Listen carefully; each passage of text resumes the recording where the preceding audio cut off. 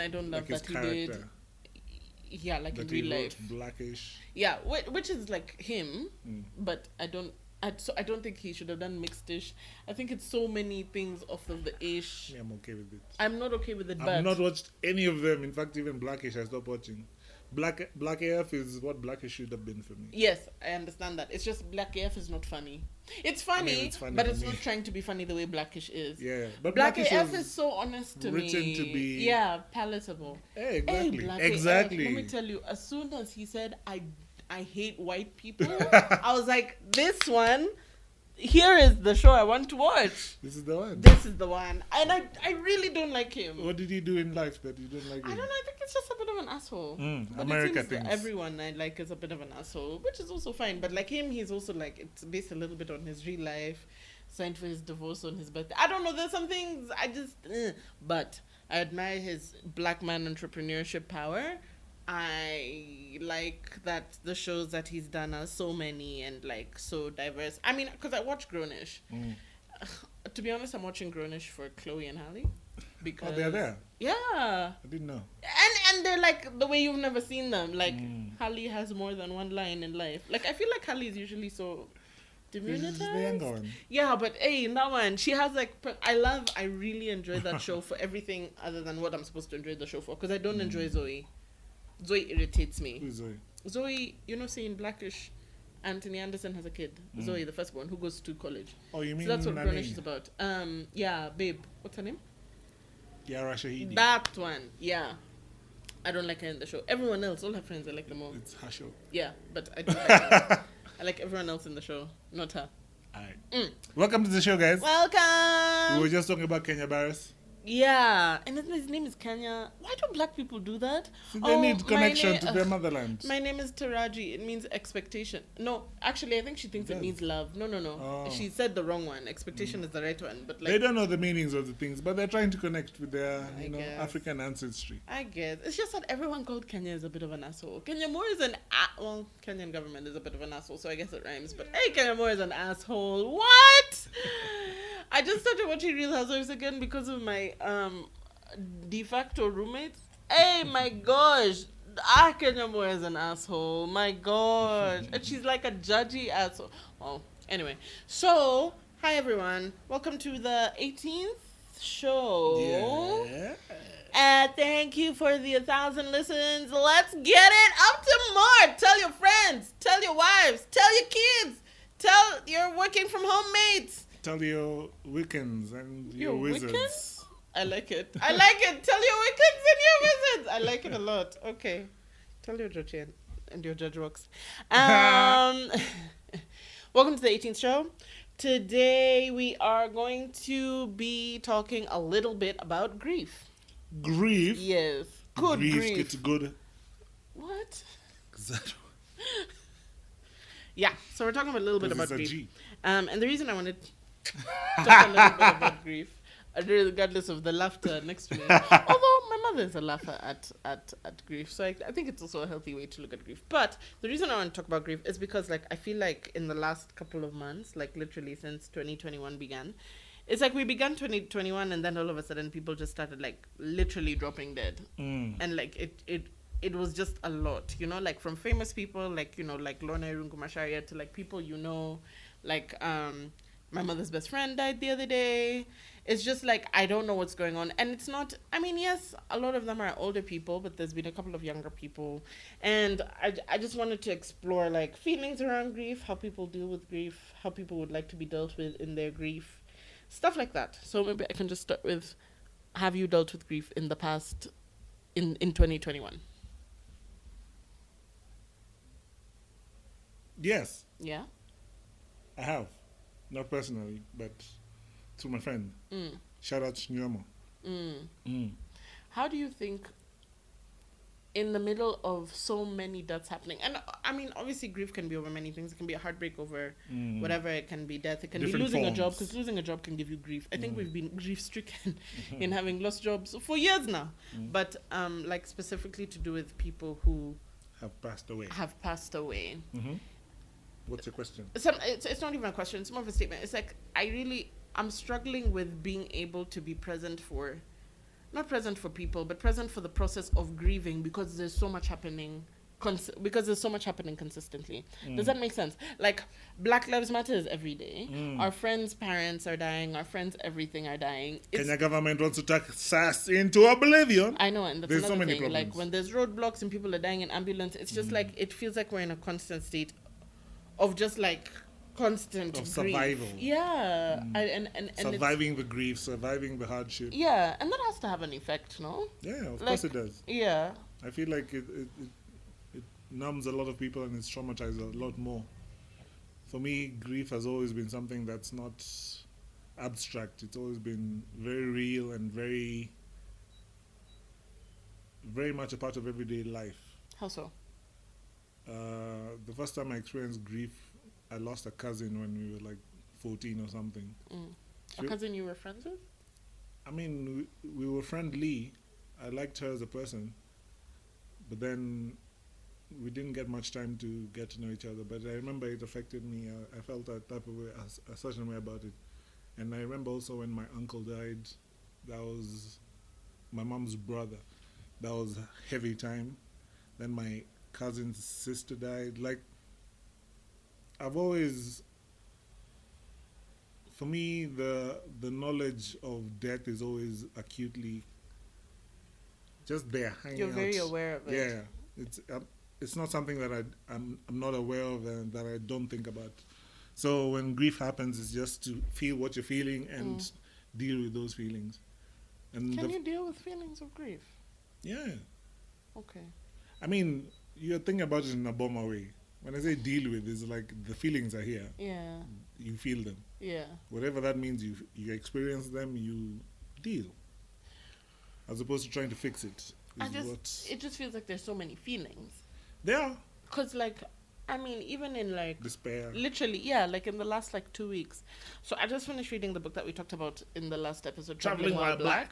Shout And out she Nanjala. has and there's a segment in the book where she's talking about the importance of Teroburu. So everyone has Teroburu. everyone has like Skat motuj. Oknyal geng osianda. Teroburu. I can't. Scott Motuch. The things that stay in our minds. That's rugby. Shout out to Yeah. Saints. I can't.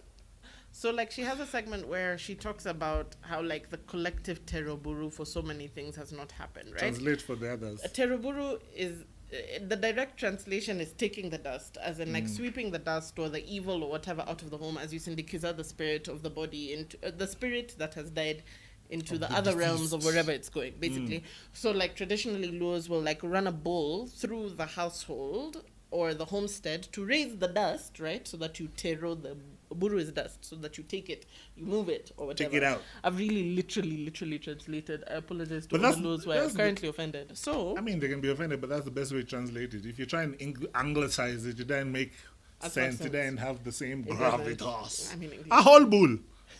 So, Anyway. we don't do that for things that have harmed our collective consciousness in terms of grief. So, for example, right, when 147 students in Garissa died, which is what she talks about in the story, I mean, in the book, she says that, like, the Kenya government didn't really even acknowledge Garissa as A, part of Kenya, B, like something had actually happened. Not in the same way that we did for the Dusit attack, not in the same way that we did for the Westgate attack. So much so that, like, we hadn't realized, like, the collective harm that has happened in Garissa after 147 students. 147 students who were, like, many of them were, like, the first from their family to go to university. There are That's 4 a education. generational- That's a generational lot. Like, she was talking about That's a statistics significant- where the parents, after that happened to their children, like they split up or they left or whatever, all of the other educational institutions in Garissa just kind of, Faded away. yeah. And it's like, we don't acknowledge how much that one attack impacted everyone, whether we're talking about loss for generations to come, whether we're talking about how the people of Garissa felt that their thing was not given as much, how even the government responded in terms of, like, giving money and aid to these families, right? We say that we're mourning Garissa, but we've done nothing to actually physically or psychologically Actually mourn. or actually mourn, right? And not that we significantly more in other things. It's just like when things happen in Nairobi, because Nairobi is all of Kenya, right? It's so focused on, like, even with Westgate, right?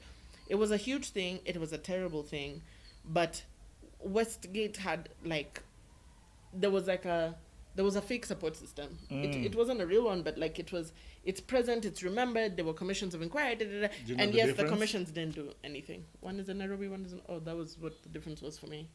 Money. What do you mean? I mean, they gave money to Garissa, but the money was stolen. The people in Nairobi have money. To do so what? people care about them more. Yeah. Hey, capitalism. It all comes down to the same thing. But yeah, so like even in some of it through our own fault, most of it through the systems that we've inherited. But Kenyans are fixated on money, and they're fixated on the idea of money. And it's not just limited to Kenya. It's not that unique. No. But that fixation means that you're more concerned about Dusit and Westgate because there's people there. So the people who can make noise will make noise, and their noise will be heard more because they came from a certain neighborhood, Either way, the government is not listening to any of it. Everybody treats it. Like, even when we're thinking about Westgate, right? The government doesn't, it's all about money. Like, the government will not give you an explanation as to what happened in Westgate. They will, like, the government will gaslight you. Look incompetent. They don't want. We know what the KDF was doing at Westgate. We know they weren't doing. We saw. You know what I mean? But like, they'll gaslight you. No, they'll gaslight you into be like, oh, those guys were doing operations. They were doing actual work. Even when the Garissa attack happened, you remember the response of the government. Yeah. The trained military or police operatives were put on a bus to go and rescue the people in Garissa. Yeah. Meanwhile, they took 3 helicopters to ferry fat fuckers to Garissa to go and give their fucking platitudes and politic all over the fucking place. And that's the thing. You're sending people to give platitudes because they care about vision. I mean, how they're seen, the visibility, optics. The optics. That's what I was trying to say. And the money. It's like, alright, will we lose votes if we don't do this thing? Yes. So let's go and politic over there instead of caring about the people of Garissa. Even the helicopter that could have gone with those police operatives was being used for someone who took his kids to coast or some shit. Yeah. You know what I mean? Police How do you commandant. mourn something that keeps happening on such a large scale as a community? Hi, so America. there's that. Yeah, I know, right? I don't know how Americans are living, to be honest. That's a whole other episode. Because as we're barely, like, making I'm already it, overwhelmed. And this is not America. People like, are not getting murdered. I know, right? Even in the roadblock situation where people are stuck in ambulances and they're dying in these ambulances. So on a large scale, Kenya has a grief problem, and then on an individual scale, because of the large scale systems, we also have a grieving problem, because when people are dying in ambulances, and if it's a person so I was reading on Twitter about this chick who was caught in the ambulance, right? Because you can't plan when you have a heart attack. Her dad was in the ambulance and he died in the ambulance, and they had to stay there for 5 more hours with the dead body of her father in the ambulance because we had roadblocks. The roadblocks stopped an ambulance. Yes. You didn't even see it, like the first day the roadblock started, when it was super dramatic in the first day. Not that it's not dramatic in the other days, but the first day they were stopping ambulances, and the ambulances couldn't go wrong side because you're on Thika Road. You can't cross over to the other side to go wrong side. And the cops don't care. They're seeing the ambulance. So the youth in Kayole were physically moving roadblocks, right? Because they were just like, you have to let ambulances through. This is stupid. But not everyone did that. Even Jana, a lorry drove through the roadblocks, and I think he might have killed someone or hurt a few people. Yeah. But you're also operating from, the cops are just being told to do this, so they're doing this. But the people you're stopping from doing this are also frustrated. And so no one is winning in this situation because the lorry driver is frustrated, and the cop is doing what he's told, and both of them shouldn't be doing what they're doing, but everyone is More losing the cop except... and less the lorry driver. I don't know about all of that, because even our cops are existing in such deplorable conditions. The point of me saying this story is everyone is losing except Uhuru. That's what I'm saying. Everybody except the people making the things Everybody happen. except the people sitting in their houses, not having to be subjected to curfew or loss of economic livelihood. Yeah. Everyone is losing except those guys. So grief, but also the police, grief because even of the way violence, the system of the policing is they're going through whatever they're going through, but at the same time they're still conditioned to be exploitative Yeah. sons of bitches. Because they're also being exploited. Like, Yeah, all oppression is it's the intellect. system. You're feeling oppression, so you also, like, Yeah. unleash oppression. So, grief, even from the violence that our country mets Meets, out on yeah, us. every time, Every, all the time. All the time. Mm. It's Ever just since a I lot. started driving, I remember my Wow. first sensation. Driving. The first few times I got pulled over by the cops, I thought it was random and I thought it was justified for whatever reason. And then it kept happening, and I noticed differences because of the way my life is. Sometimes I'm in a Toyota, sometimes I'm in someone's expensive Mercedes or Range Rover or whatever, and you notice differences in how things happen in those situations. And then you start noticing differences even just in the same little Toyota that you're driving, how they'll treat you differently depending on the day, if it's end of the month or if it's the middle of the month, if you're rude or if you're not rude, if they consider you like whatever arbitrary rule they come up with on the day is the one they're going to use. And I remember distinctly making the decision that police for me are to be avoided and evaded at the very least, because it's just like it doesn't matter what it is you've done or what you're doing, because they've made the rule. Yeah, they'll find a way to exploit you, and they'll find a way to take advantage of that. And so it's not even about the rule of law, it's about exploiting people. So the roadblocks is just another avenue for them to do what they do, to do their police work, which 'Cause is even with steal those from roadblocks- the people. But and they're Extort, still doing that. actually. Even with the roadblocks, right? Not all roadblocks are equal. Some Mm. roadblocks you can pay to go through, like the one on Wayakebe. Some roadblocks you have to wait there for hours, or some roadblocks some people will move away, or some, I bet you the ones that you can pay to go through are on one side of a certain highway. Guy. I'm telling you, No, it's it's very true. simple. It's true. It's quite a Because sad of the thing. Wayakebe one. Yeah. So that's on the other side. Because you know the way you guys in Coast say Pwani si Kenya. Mm. Guys in Eastlands feel the same thing. Me, I feel like Kenya, see Kenya. I don't even know like where Kenya If you're rich, is Kenya is Kenya. If you're rich, Kenya sounds fun. I was thinking about it. I don't even know what I was thinking about earlier today, but I remember distinctly thinking about having a different Kenya for rich people and for the rest of the people. But that's not possible because rich people need everyone else. That's how they're rich. No, but they have a different Kenya. They do. Oh, you mean like They how live it's in a currently- different they country. They live in a different country. Even today, They live in a- 20th, hey, 21st. hey, it's 20th. It's 21st. April 20th. Oh, I thought you meant 21st. 420. Oh. Happy 420. That's what distracted me. But even today, on the 4th of the 20th of 2021, even today, and sour for a lot of people is not at they're doing. They just find themselves in those circumstances. But the thing is, you're still in the circumstance, whether you did it or not. You're enjoying your rich nigga lifestyle, rich bitch lifestyle, whatever it is, and there are people suffering every day. They can't go to work. They can't go they But have you know how, no like recourse. life has, I think we've talked about it before, how life hasn't changed for some people like Yeah, because of COVID they at don't. all. They don't. It's not registering for them. It's only that I don't want to die of COVID. That's it. Must be nice. Must Oh, be and nice. sometimes I was like, wow, COVID is really not into that discriminating. It doesn't matter which Kenya you live in. Yep. Yeah. Anyway, yeah. So, the collective grief from the things that happen daily to Kenyans, the collective grief from people dying because of the larger systems that allow this to happen, and then the grief of you personally having to deal with all the fundraisings, all the notices for requesting blood, all the people who just keep dying in Yeah. 2020 and 2021. It just really feels like a lot. And you can't, it's almost like you, okay, let me speak for myself. Me, it's like I'm running out of capacity to be able to honor the grief of each notification I see, because there's so many notifications Yeah. all the time from all the communities I My- belong to, whether my friends, Yeah. my church community, For me, it's something I use as a kind of a defense mechanism. I don't internalize people's grief. how.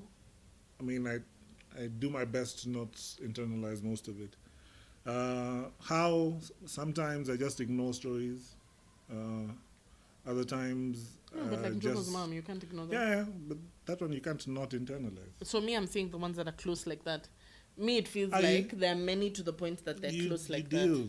You deal. I don't know how you deal, but you find I a mean, way. I don't know how you deal. You need to. I don't know You how need you to find. deal. I don't know if it's therapy, if it's 420. 420, or other things. I wouldn't recommend other things.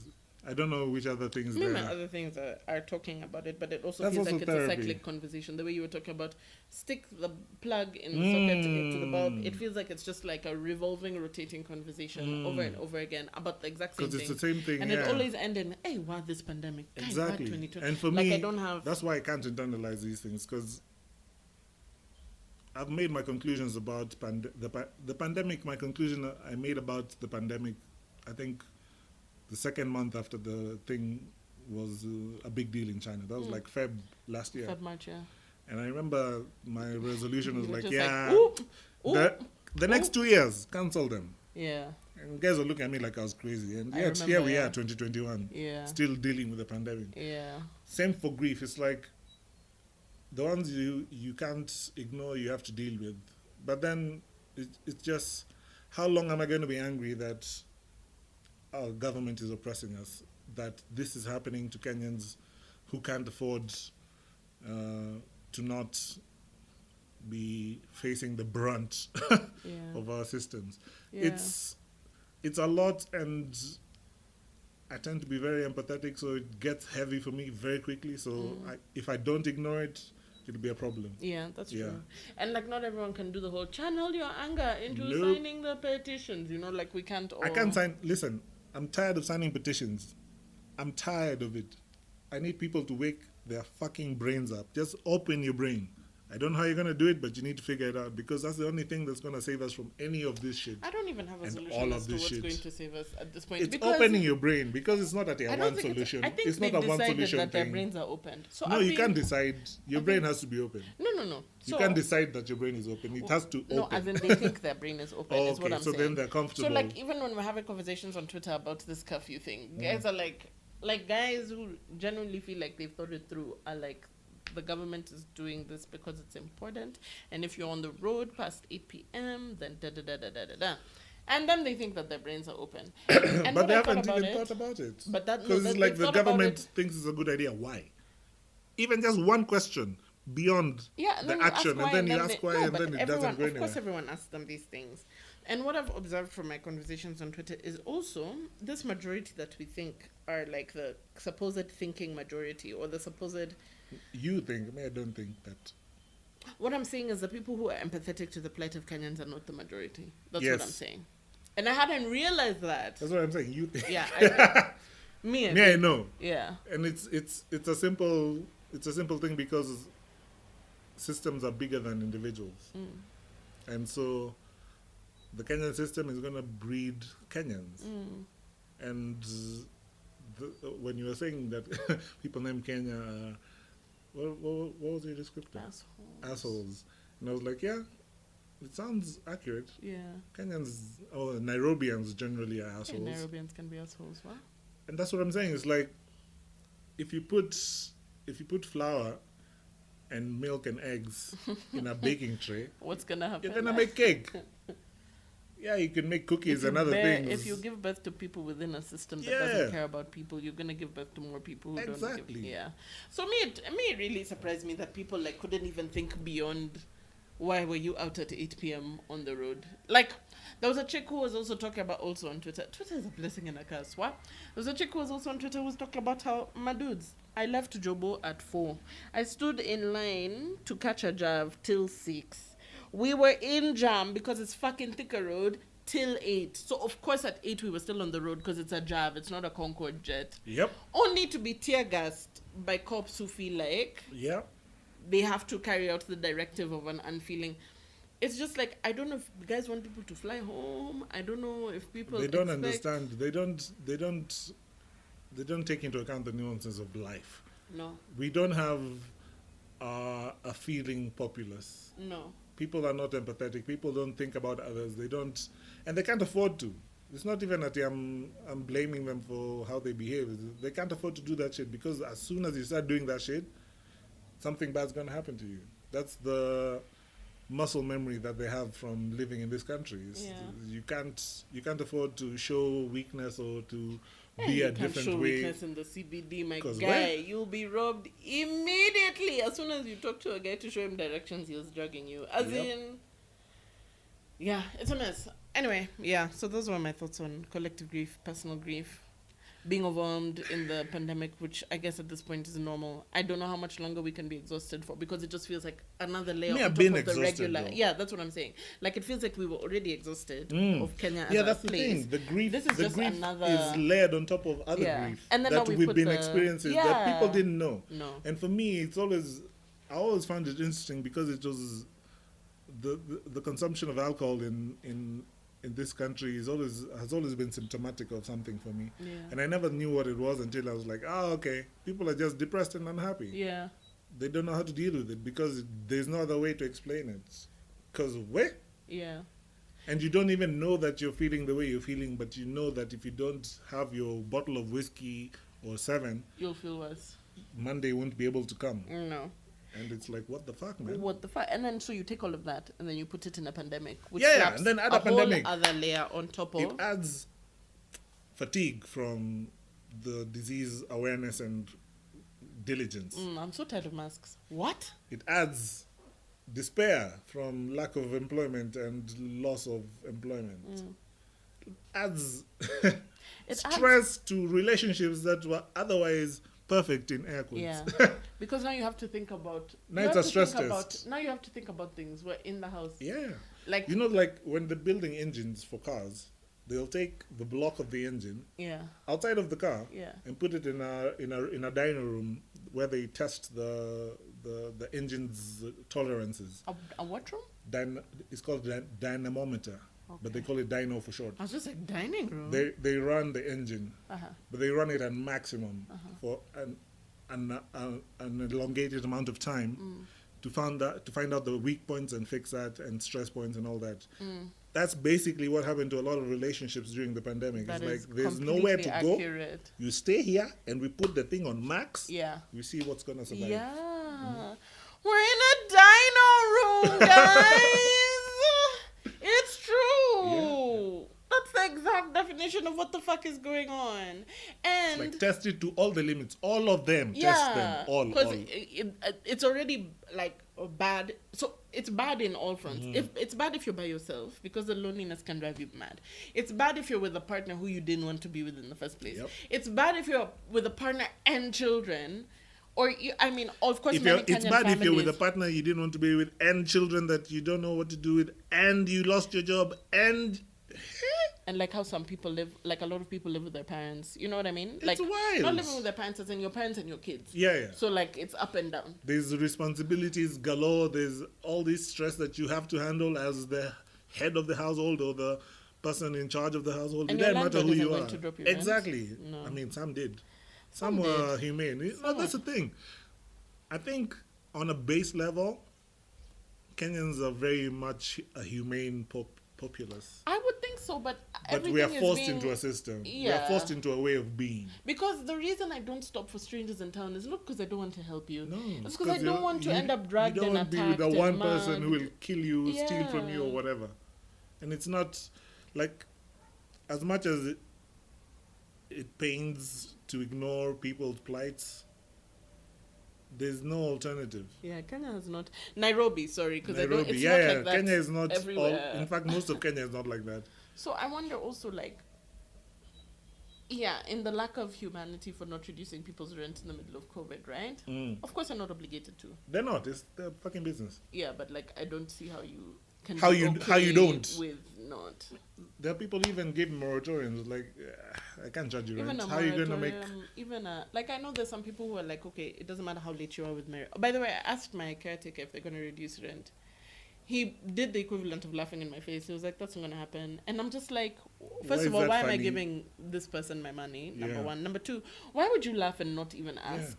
Right? Number three, now that you've refused to reduce my rent, you're gonna get it when you're gonna get it. You know Yeah. what I mean? Like, I know you have a cute little lease, which I didn't sign because it was bullshit. Yeah. But I know you have a cute little lease where you say it needs to be in on the 5th. It's definitely 100% never gonna be in on the 5th. Like, you're mad. That's the thing. It's like, you have no empathy, but with your lack of empathy comes a huge spoonful of ignorance. Mm. Because, like, yeah, sour, you're not changing the rents and you're not giving people Moratoriums leeway. or reducing by a G or saying they can So when something, people stop paying and they start moving out of your building, because which people have.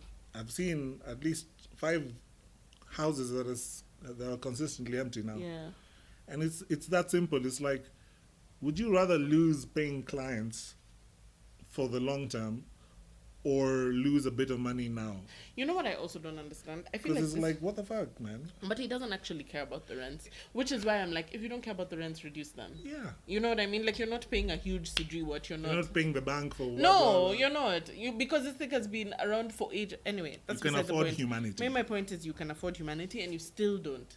So now when you can't afford humanity, of course you won't. Yeah. Which is a typical Kenyan. If you Which can't is most of the afford, situations, yeah, yeah. like you can't even be mad at people. Most for of the that. capitalist situations, anyway. It's like, if you have to pay for something, no one cares about what you're going through and No. what you have to deal with. Yeah. So I went to Shags. Mm. When did I go? Was that last month? When you Are we drove in to April? Kisumu? Yes, when I drove to Kisumu. I then passed Kisumu and drove to Shags. I come from a little... Anyway, and in Dala... Just south. Right? Yes, just south. In Dala, there's like... I mean, obviously, like, there's people in my family who've died. And so every time I go to Dala, I'll go visit their graves. Mm. And I'm not... Or maybe I am, I don't know. My definitions of self keep changing constantly, like every week. But like, I am the babe who will go visit my ancestors' graves. And I am the person who will talk to the graves, right? And Because you still have yeah, connections with those people. I still have connections with those people. I still have grief for those people. Mm. Like very deep grief for some of them. Okay, I'm even getting emotional. So, I go see my uncle and my auntie. The uncle who I see specifically he was my favorite uncle. He was amazing. And he died when I was really young. I was maybe 8. Mm. But like I have very clear memories of him and how much I loved him and how cool he was. You know, you just admire like the cool. Anyway, I always go to his grave and my grandparents and my auntie. And this time, for the first time, I went to my cousin's grave, my cousin Arthur. Mm. Arthur died really, really young. I remember. Okay, also, in my family is an old family. Like, I have cousins who are 60, you know what I mean? So anything below 60 to me is young, right? So But he he died. was really young. He was really young. He was He was 25. just out of uni or something. Or somewhere there. Or finishing, even. He hadn't even finished the course he was doing. And so I've never gone to his grave, not because it hasn't occurred to me, but because it's so heavy. Yeah. I can't. Although, you know, the world that we're living in now, I don't know if it's something that's desirable to stay in, but like he died such a long. He died. I'm 32. When I think of dying at 25, I'm just like, what the fuck could I even? For 7 years before. That's 7 years. It's incomprehensible. And even when I was, you know, talking to his grave, essentially, because, you know, no one has really confirmed what happens after you die. Nobody knows. Nobody knows. It just feels so.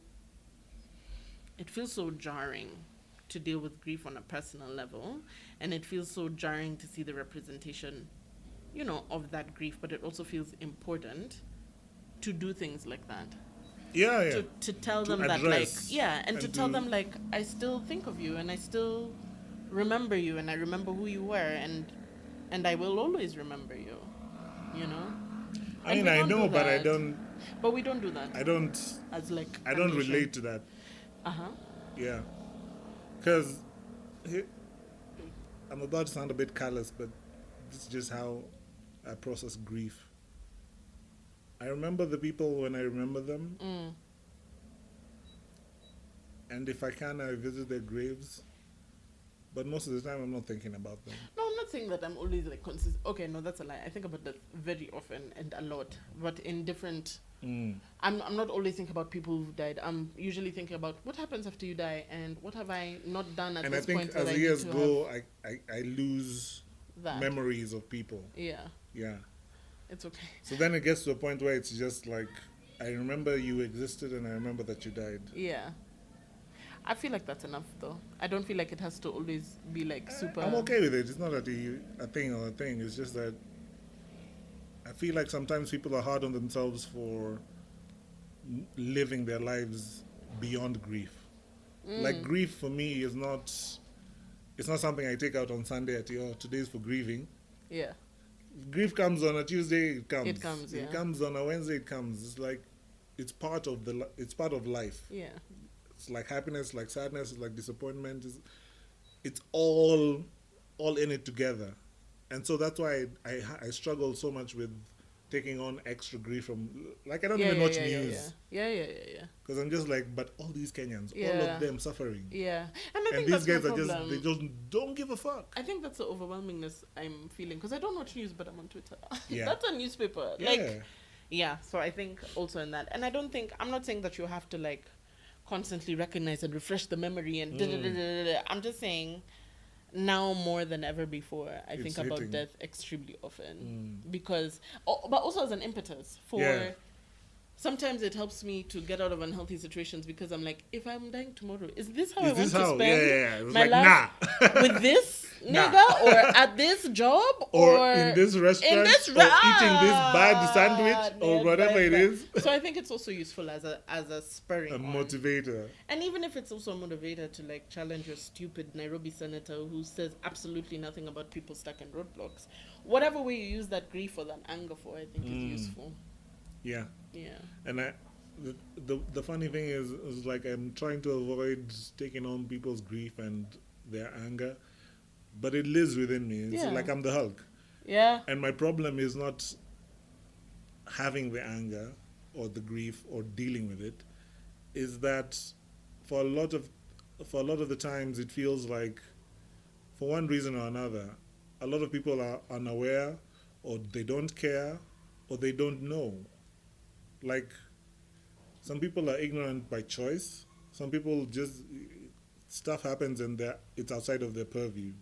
You live in Nakuru. Things happen in Nairobi are not things that you're going to be thinking about because you don't know they're happening.